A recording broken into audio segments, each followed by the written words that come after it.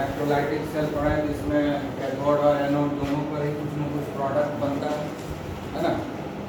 इस पर भी कुछ प्रोडक्ट बन रहा है, उस पर भी कुछ प्रोडक्ट बन रहा है, दोनों ही इलेक्ट्रोड पर कुछ न कुछ प्रोडक्ट बनता ही है, ठीक है ना। अब कौन सा प्रोडक्ट बनेगा ये सोचो। तो एनोड के ऊपर ऑक्सीडेशन होता है, एनोड के ऊपर ऑक्सीडेशन होता है, इसलिए यहाँ पर ऑक्सीडेशन पोटेंशियल होगा, जिसे हम लोग वहाँ डिस्कस किए। और यहाँ पर रिडक्शन होता है कि रिडक्शन पोटेंशियल होगा। तो ऑक्सीडेशन इसके ऊपर कौन जमा होगा, जिसका ऑक्सीडेशन पोटेंशियल ज़्यादा होगा वही यहाँ से। अगर एक से ज़्यादा एनायन प्रोड्यूस हो गया किसी इलेक्ट्रोलाइट में तब तो कॉम्पिटिशन है। जब एक जैसे यहाँ पर तो एक ही एनायन है और एक ही कैटायन है, यहाँ कोई दिक्कत नहीं, यहाँ पर तो कोई दिक्कत ही नहीं है। ये कैटायन है, ये कैथोड पर चला जाएगा, ये एनायन है एनोड पर चला जाएगा, क्योंकि यहाँ पर एक ही कैटायन है और एक ही एनायन है। यहाँ पर तो कोई प्रॉब्लम नहीं है। तो जो कैटायन है वो कैथोड पर जाकर के जमा हो जाएगा और एनायन जो है एनोड पर रिलीज हो जाएगा। तो इसमें कोई समस्या नहीं है। समस्या कब होता है, जब एक से ज़्यादा कैटायन और एक से ज़्यादा more than one type of cation and more than one type of anion जब प्रोड्यूस हो जाता है किसी इलेक्ट्रोलाइट में, उस समय समस्या आता है कि किसको अपना दे देंगे। जमा तो कोई एक ही होगा ना, कोई एक ही लिबरेट होगा कैथोड या एनोड पर, ठीक है ना। तो उस समय हमको क्या क्या क्राइटेरिया हो सकता है, उसमें क्राइटेरिया जो सबसे पहला क्राइटेरिया देखते हैं कि चूँकि एनोड पर ऑक्सीडेशन होगा, जिसका इजीली ऑक्सीडेशन हो सकता है वही यहाँ पर रिलीज होगा, और जो इजीली रिड्यूस होगा वो यहाँ जमा होगा, यानी जिसका रिडक्शन पोटेंशियल हायर होगा वो यहाँ जमा हो जाएगा, वही यहाँ पर लिबरेट होगा। जिसका ऑक्सीडेशन पोटेंशियल ज़्यादा होगा तो यहाँ लिबरेट होगा, ठीक है। तो इस तरह का आप 2-4 एग्जाम्पल देखेंगे तो फिर क्लियर हो जाएगा। तो अब हम लोग पढ़ेंगे प्रोडक्ट ऑफ इलेक्ट्रोलिसिस, ठीक है ना।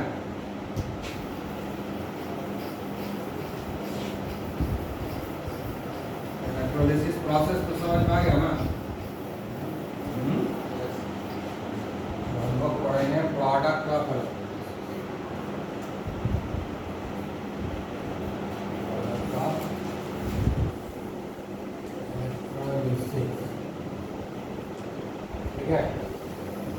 मोल्टन सोडियम क्लोराइड में कोई प्रॉब्लम नहीं है, कोई भी मोल्टन रहेगा तो उसमें एक ही कैटायन और एक एनायन, उसमें तो कोई प्रॉब्लम आने वाला नहीं है। Molten sodium chloride, molten potassium chloride, molten aluminium oxide, उसमें एक कैटायन है और एक एनायन है, तो प्रॉब्लम वहाँ पर नहीं है, ठीक है ना। जब हम एक्वस सॉल्यूशन लेंगे किसी चीज़ का तब ना प्रॉब्लम है, क्योंकि वहाँ पर एक से ज़्यादा कैटायन और एक से ज़्यादा एनायन होगा, ठीक है। तो अभी हम लोग जो है पहला एग्जाम्पल लेते हैं, ठीक है। पहला एग्जाम्पल हम लोग लेंगे जैसे सोडियम क्लोराइड का सॉल्यूशन, ठीक है। NaCl सॉलिड है, H2O लिक्विड हो गया, जब दोनों ये मिलेगा तो क्या बनेगा, सोडियम क्लोराइड का एक्वस सॉल्यूशन बनेगा, बनेगा ना, नहीं बनेगा, हाँ। और जैसे ही हम लोग तो इलेक्ट्रिसिटी जब हम पास करेंगे ये NaCl जो है ब्रेक कर जाएगा Na+ और Cl- में, और H2O जो है ब्रेक कर जाएगा H+ और H। तो दो कैटायन और दो एनायन है, जैसे ही इलेक्ट्रिसिटी पास कराएंगे, ठीक है, इलेक्ट्रिसिटी, ठीक है ना, इलेक्ट्रिसिटी जैसे ही पास कराएंगे तो इस तरह का डिसोसिएशन होगा ना। तो अब यहाँ पर कंपटीशन होगा, ठीक है। तो अब हम लोग देखते हैं, अब रिडक्शन होगा, रिडक्शन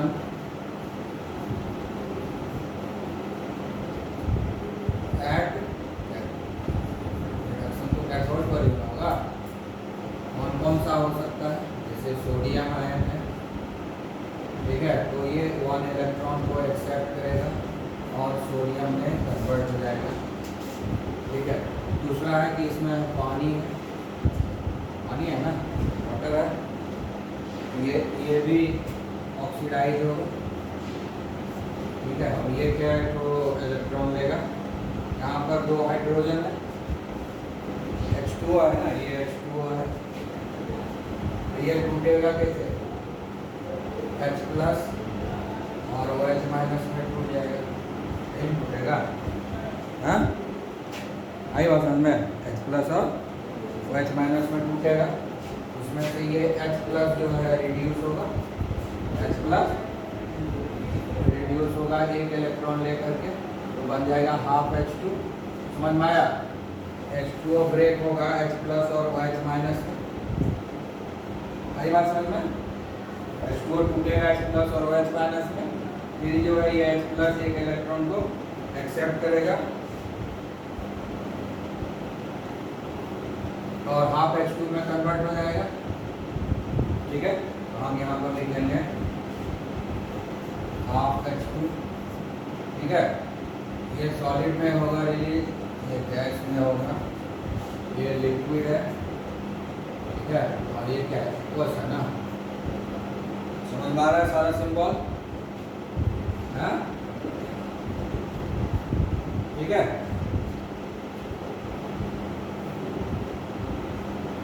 अब जो है बच गया OH माइनस,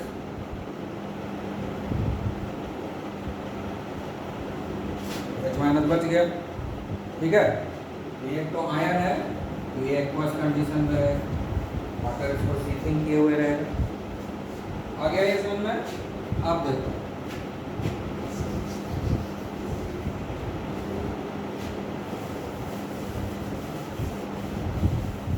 तो ये दोनों का रिडक्शन संभव है, अब दोनों का रिडक्शन पोटेंशियल। ठीक है, तो रिडक्शन पोटेंशियल कैसे लिखते हैं, E नॉट रिडक्शन, इसे लिखते हैं, भूल गया क्या, इसका होता है -2.71 वोल्ट, और E नॉट रिडक्शन इसका जो होता है ये होता है -0.4, -0.41। ठीक है, रिडक्शन हो रहा है ना, तो ये दोनों रिडक्शन हो, तो कौन रिड्यूस हो, जिसका रिडक्शन पोटेंशियल ज़्यादा होगा, जिसका रिडक्शन पोटेंशियल ज़्यादा है ना, ये हाइड्रोजन का रिडक्शन पोटेंशियल ज़्यादा। ठीक है, वाटर में लिखना है हमको, तो ये हाइड्रोजन का रिडक्शन पोटेंशियल ना, वाटर का रिडक्शन पोटेंशियल यहाँ पर देखो, यहाँ पर क्या है, वाटर ही ऑक्सीडाइज होगा, वाटर ही रिड्यूस होगा, है ना, हाँ? वाटर का दोनों चीज़ संभव है, वाटर ऑक्सीडाइज भी हो सकता है, रिड्यूस। ठीक है, जब उसका हाइड्रोजन आयन रिड्यूस हुआ तो वाटर रिड्यूस हुआ, ऑक्साइड आयन ऑक्सीडाइज हुआ तो फिर ऑक्सीडेशन हो गया वाटर का। तो ये हुआ reduction of water. Reduction of water जब होता है उसका जो H प्लस आयन है वो हाइड्रोजन गैस में कन्वर्ट होता है और OH माइनस पर सॉल्यूशन में खड़ा रह जाएगा। आई बात समझ में, क्लियर। तो यहाँ पर ये हाफ H2 बन रहा है, अब इसका रिडक्शन पोटेंशियल ये ज़्यादा है, माइनस में जो कम दिखता है वही बड़ा लगता है ना, तो ये रिडक्शन पोटेंशियल ज़्यादा है कि नहीं, हाँ? इसीलिए कैथोड पर सोडियम का डिपोजिशन नहीं होगा, सोडियम का डिपोजिशन नहीं होगा कैथोड पर।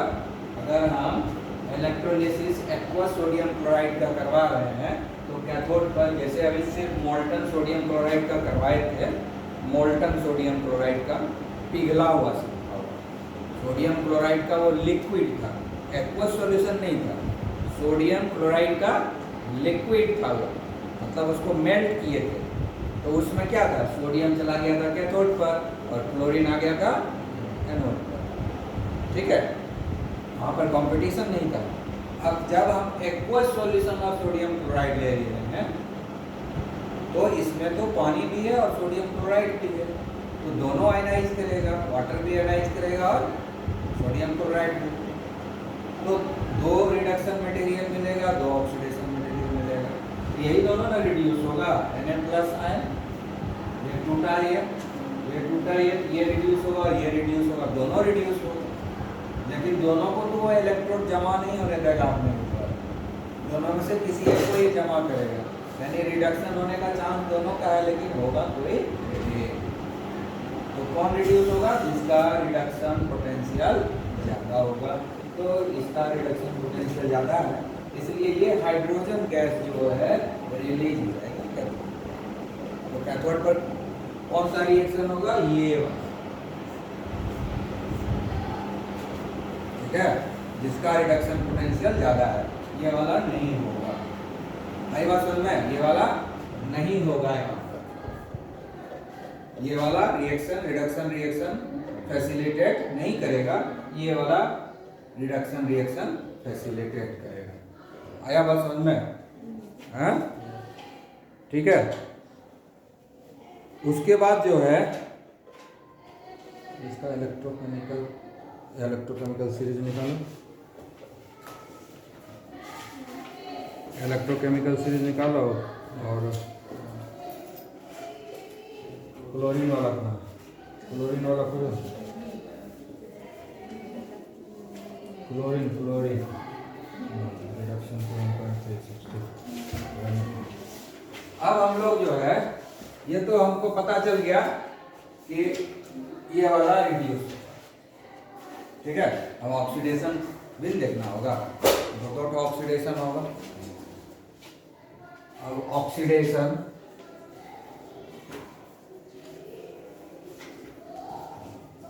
At anode, oxidation at anode. अब किसका किसका ऑक्सीडेशन हो सकता है? क्लोराइड आयन का ऑक्सीडेशन होगा। ये जो है एक इलेक्ट्रॉन को लॉस करेगा, ठीक है, तब ना वो एक इलेक्ट्रॉन एक्सेप्ट करेगा, हाँ। और दूसरा पार्टी तो वाटर ही है, जिसका ऑक्सीडेशन होगा। इसका ऑक्सीडेशन पोटेंशियल लिखना होगा, E नॉट ऑक्सीडेशन पोटेंशियल कितना है? वहाँ था इधर,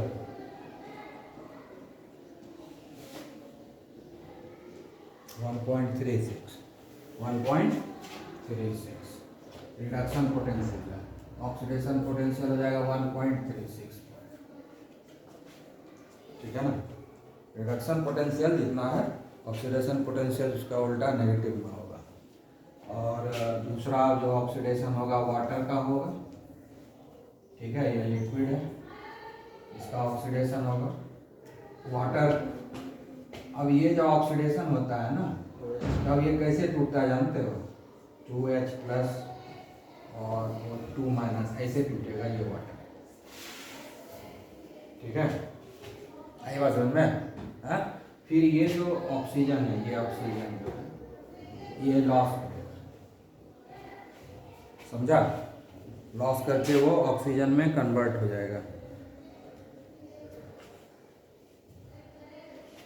ठीक है। तो कितना इलेक्ट्रॉन लॉस करेगा? 2 इलेक्ट्रॉन, ये 2 है, ये हाफ O2 में कन्वर्ट हो जाएगा और प्लस 2 इलेक्ट्रॉन। तो हम लोग लिखेंगे यहाँ पर हाफ O2, 2 इलेक्ट्रॉन जो है लॉस कर रहा है, और ये 2H प्लस बचा रह गया, ये 2H प्लस बचा रह गया, उसको हम लिखेंगे 2H प्लस और 2 इलेक्ट्रॉन लॉस किया। समझ में आया? ये हुआ oxidation of water. Reduction of water यहाँ, ठीक है ना, रिडक्शन ऑफ वाटर यहाँ है। अब हम इसको लिखेंगे E नॉट ऑक्सीडेशन, कितना है? माइनस 0.41 है ना, ये हो जाएगा 0.41, ठीक है। आई बात समझ में? हाँ, अब देखो ये ऑक्सीडेशन पोटेंशियल किसका है ज्यादा? ऑक्सीडेशन पोटेंशियल किसका ज्यादा है? हाँ, ऑक्सीजन का, वाटर का। तो वहाँ पर रिलीज होना चाहिए ऑक्सीजन को, ठीक है। अब यहाँ पर दूसरा समस्या आएगा,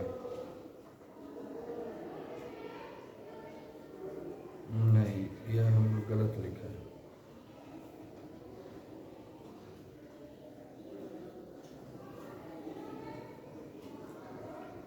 वाटर मॉलिक्यूल,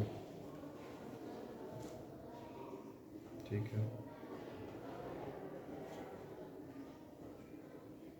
इनॉट ऑक्सीडेशन -1.23 रहता है, -1.23 वोल्ट, 1.23।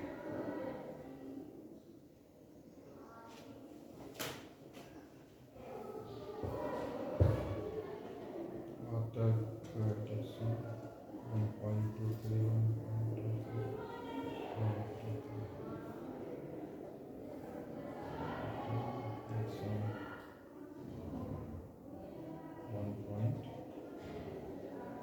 1.23।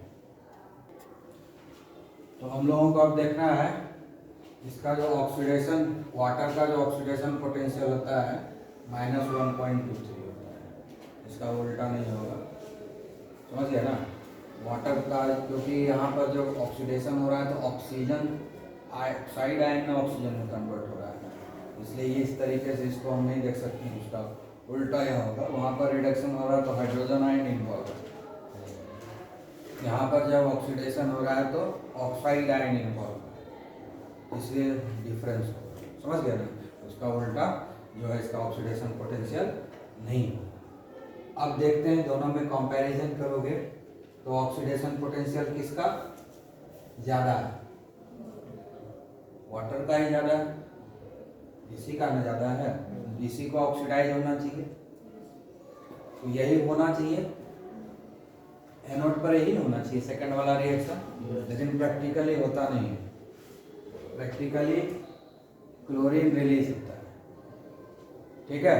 इसका रीजन क्या है, ठीक है, नियम कानून के हिसाब से ऑक्सीजन रिलीज होना चाहिए एनोड पर, क्योंकि इसका जो है ऑक्सीडेशन पोटेंशियल ज़्यादा है, ठीक है, लेकिन होता नहीं है। प्रॉब्लम क्या है कि ट्रांसफरेंस ऑफ इलेक्ट्रॉन जो होता है ना वाटर में बहुत ही स्लो होता है।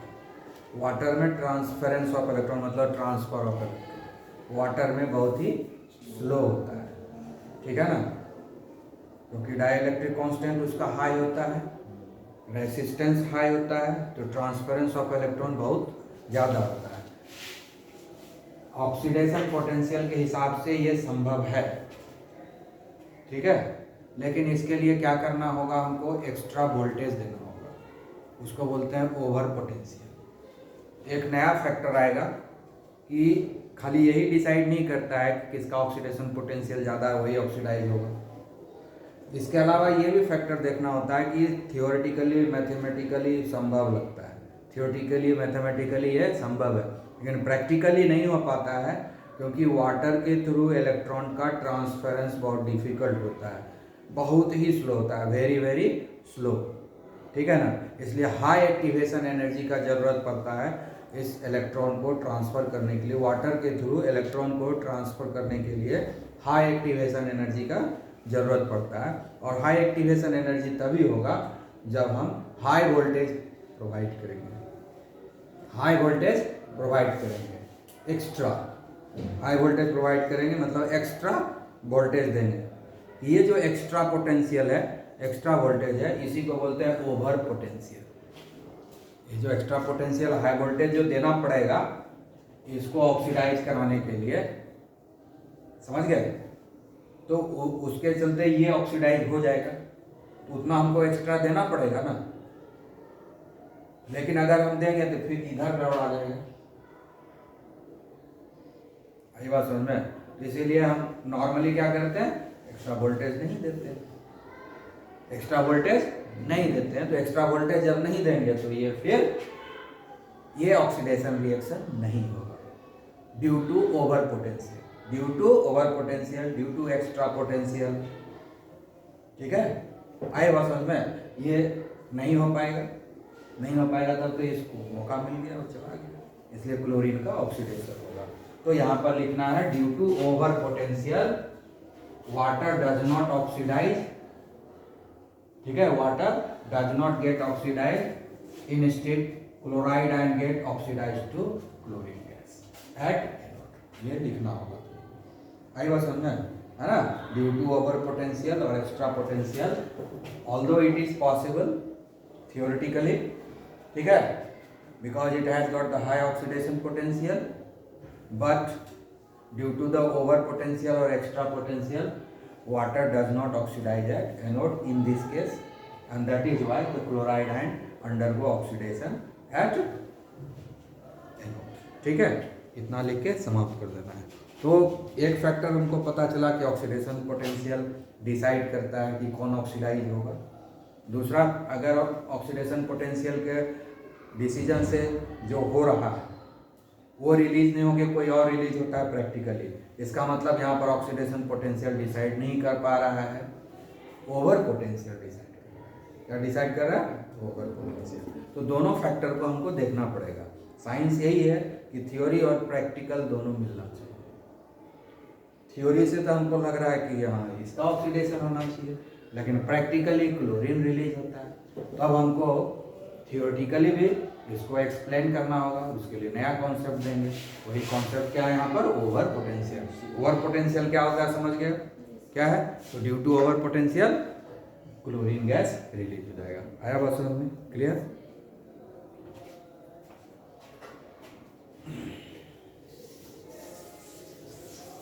तो प्रोडक्ट ऑफ इलेक्ट्रोलिसिस जो है कंफर्म होकर हम नहीं कर सकते हैं कि हर चीज में यही बनेगा, ठीक है।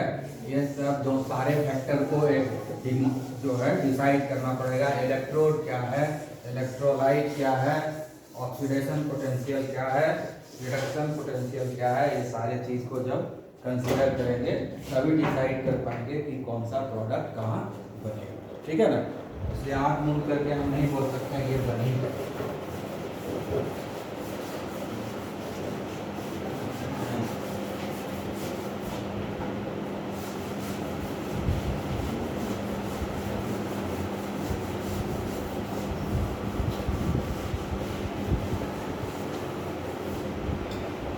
दूसरा एग्जाम्पल हम लोग लेते हैं कॉपर सल्फेट का, इलेक्ट्रोलिसिस इस बार पे बात है, ठीक है। कॉपर सल्फेट का प्लांट, तो कॉपर सल्फेट से जब इलेक्ट्रिसिटी पास करेगा तो ये क्या होगा, कॉपर आयन और सल्फेट आयन में कन्वर्ट हो जाएगा और वाटर जो है प्लस और कारण मिटा दी।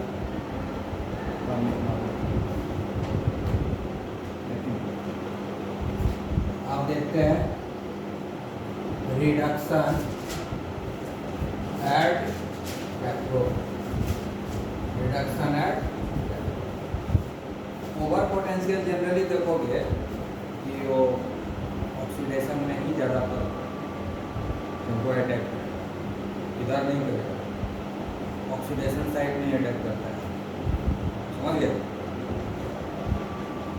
तो हम रिडक्शन एट कैथोड, तो यहाँ पर कॉपर आयन है तो ये रिड्यूस होगा, 2 इलेक्ट्रॉन एक्सेप्ट करेगा और कॉपर में कन्वर्ट हो जाएगा, ठीक है। उसके बाद वाटर है और 2 इलेक्ट्रॉन एक्सेप्ट करेगा, क्या बनाए थे हम लोग, हाइड्रोजन ना, हाइड्रोजन प्लस 2H। अब जो है इसका रिडक्शन पोटेंशियल देखते हैं।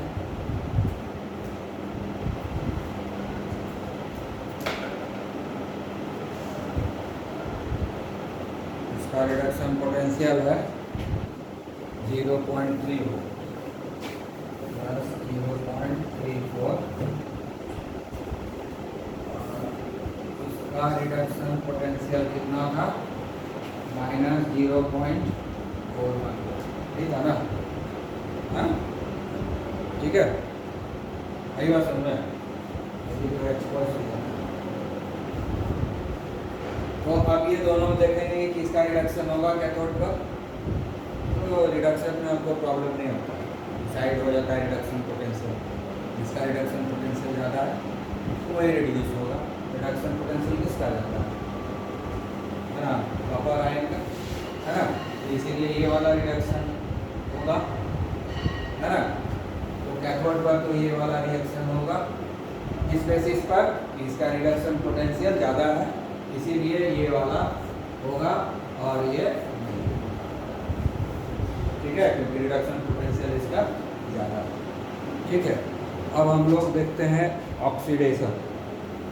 ठीक है, तो हम लोग अब देखेंगे ऑक्सीडेशन। ऑक्सीडेशन एट एनोड, दो चीज़ का ऑक्सीडेशन होगा, सल्फेट आयन का होगा। ठीक है, सल्फेट आयन जो है थायोसल्फेट आयन में कन्वर्ट हो जाता है। सल्फेट आयन क्या होता है, थायोसल्फेट आयन में कन्वर्ट हो जाएगा। इलेक्ट्रॉन लॉस H2O8 में वो सल्फेट आयन है, वो आपस में कंबाइन किया, दो प्रोडक्ट लिया तो दो नेगेटिव बच गया ना, हाँ। तो यहाँ पर यही दो इलेक्ट्रॉन लॉस। ठीक है, समझ गए। और इसका ऑक्सीडेशन पोटेंशियल होता है नॉट ऑक्सीडेशन -2.01। ठीक है, अब जो है ऑक्सीडेशन ऑफ वाटर मॉलिक्यूल कराएंगे, क्योंकि वाटर ही है ना दूसरा। तो वाटर का कराते तो ऑक्सीजन में कन्वर्ट होता है। तो पहला बार करके दिखा दिए, इस बार और 2H+ ये एक्वस हो गया और कितना 2H+। ठीक है, और इसका ऑक्सीडेशन पोटेंशियल जो होता है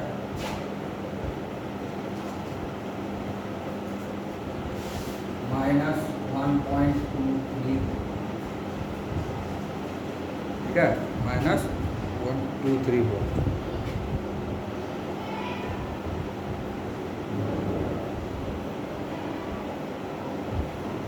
ठीक है, अब यहाँ पर क्या है, इस दोनों में कंपटीशन होगा, जो जीतेगा वही। ठीक है ना, यहाँ पर जीत जाता है, इसका ऑक्सीडेशन पोटेंशियल किसका ज़्यादा है, इसका ना, है। इस बार भी ऑक्सीडेशन पोटेंशियल उसका है, तो थियोरेटिकली ज़्यादा है और प्रैक्टिकली भी यही होगा। समझ गए। तो यहाँ पर ये वाला नहीं होता है, ये होता है। इसके पहले वाला में नहीं जीत पाया था क्योंकि ओवर पोटेंशियल हो गया था। ठीक है, लेकिन जब कॉपर सल्फेट दिए हैं तो ओवर पोटेंशियल वाला प्रॉब्लम नहीं आ रहा है। आया समझ में। जब हम कॉपर सल्फेट दे रहे हैं, इसके पहले किसका करवाए थे, NaCl का करवाए थे, वहाँ पर वाटर में ओवर पोटेंशियल का प्रॉब्लम आ गया था।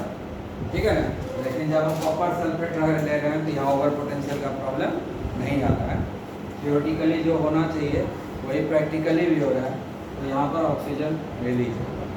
ठीक है ना, तो जब ऑक्सीजन रिलीज होगा तो हम अगर बोलेगा ओवरऑल सेल रिएक्शन लिखो, ओवरऑल रिडॉक्स रिएक्शन लिखो, इसको और इसको जोड़ देंगे, जो जो होगा उसको जोड़ करके फाइनल रिएक्शन लिख देंगे। पिछला बार हम लिखे नहीं थे। ठीक है, सेल रिएक्शन बोलेगा लिखने फाइनली, या रिडॉक्स रिएक्शन लिखने के लिए कैथोड पर एनोड पर रिएक्शन लिख लिया, पूरा रिएक्शन कहाँ लिखा, पूरा रिएक्शन लिखने के लिए क्या करेंगे, कैथोड पर और एनोड पर जो रिएक्शन हम करवाए हैं उसको हम जोड़ेंगे। तो यहाँ पर कौन हुआ सक्सेसफुली है, यहाँ पर कौन हुआ सक्सेसफुली है, तो इस दोनों को हम ऐड कर देंगे। ऐड करने के बाद हमारा फाइनल रिडॉक्स रिएक्शन। ठीक है, ओके।